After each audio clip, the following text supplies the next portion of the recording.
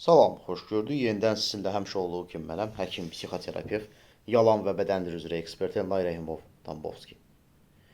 Bir fahişə ilə birlikdə olmağın bədəli ilə bir pis niyyətli, yəni sizin varlığınızı istismar edən qadınla birlikdə olmaq arasındakı fərq nədir? Bir fahişə ilə birlikdə olarkən ödədiyin məbləğ əslində o qədər böyük bir məbləğ deyil.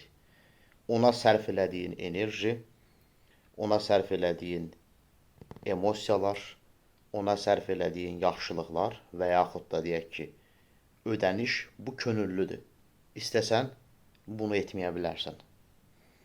Lakin pis niyyətli bir xanımla evli olmaq, bu o deməkdir ki, yavaş-yavaş hər bir şeyi itirməyə başlayırsan. Bunun ödənişi çox ağır olur.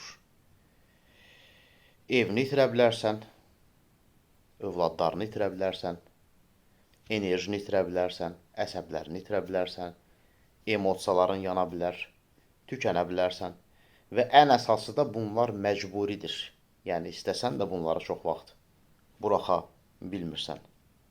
Yəni, bir fahişə ilə münasibət qurarkən İlk öncə onun ödənişi o qədər baha deyil, üstəlik də könüllüdür. İstəsən eləməyə bilərsən. Lakin bir pis qadınla evli olarsansa, onun ödənişi, bədəli həddindən artıq çox bahalı, üstəlik də məcburidir. Diqqətinizə görə minnətdaram. Sağ olun.